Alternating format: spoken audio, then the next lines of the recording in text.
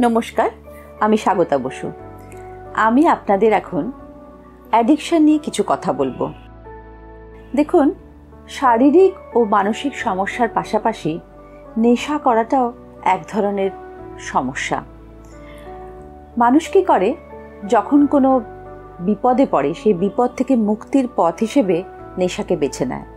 আবার কেউ কেউ স্ব-ইচ্ছায় নেশা করে। দীর্ঘদিন ধরে নেশা করতে করতে মানুষ নেশার প্রতি আসক্ত হয়ে পড়েন।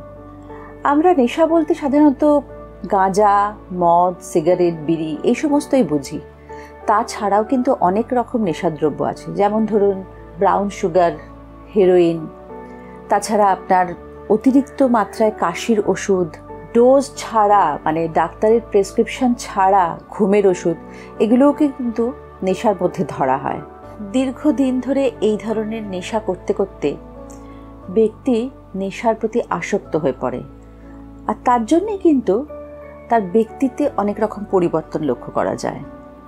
যেমন ধরুন, দীর্ঘদিন ধরে নেশা করতে করতে সে অস্বাভাবিক আচরণ করতে থাকে, পাশের লোকদের থেকে খারাপ আচরণ করতে থাকে, মারধর করতে থাকে।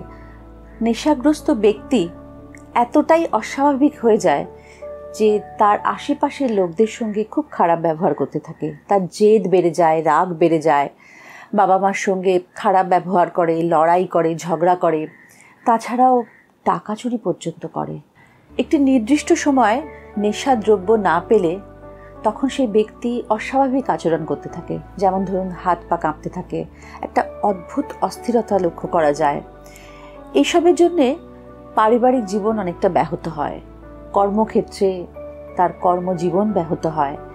সেই জন্য তখন নেশা মুক্তি কেন্দ্রে যেতে হয়। এই নেশা মুক্তি কেন্দ্র অথবা কোনো ডাক্তার দ্বারা কিন্তু সে আবার ব্যক্তি তার আগের জীবনে ফিরে আসতে পারে। ডাক্তার দ্বারা পর্যবেক্ষণ করে উপযুক্ত ওষুধ খাওয়ালে এবং ব্যক্তিকে যদি সঠিকভাবে দেখভাল করা হয়, তার যত্ন করা হয়, তাহলে কিন্তু সে এই অবস্থা থেকে বেরিয়ে আসতে পারে। আমাদের এই অর্গানাইজেশন লিটল হার্ট নিরীক্ষণ কেন্দ্রে অনেক সাইকিয়াট্রিস্ট আছেন। এখানে তারা আউটডোর চেম্বারও করেন, তাছাড়াও এখানে ইনডোর ফেসিলিটিস আছে। রোগীকে এখানে রেখে পর্যাপ্ত ওষুধ দিয়ে দেখভাল করে সেই ব্যক্তিকে আবার তার আগের জীবন ফিরিয়ে দেওয়া হয়। আমাদের এখানে অনেক ডক্টর আউটডোর বেসিসেও চিকিৎসা করান। যদি আপনি বা আপনার পরিচিত কেউ এই সমস্যার সম্মুখীন হন, তাহলে এই লিটল হার্ট নিরীক্ষণ কেন্দ্রে আপনারা চলে আসুন আর নিজেদের সুস্থ জীবন উপহার দিন। নমস্কার।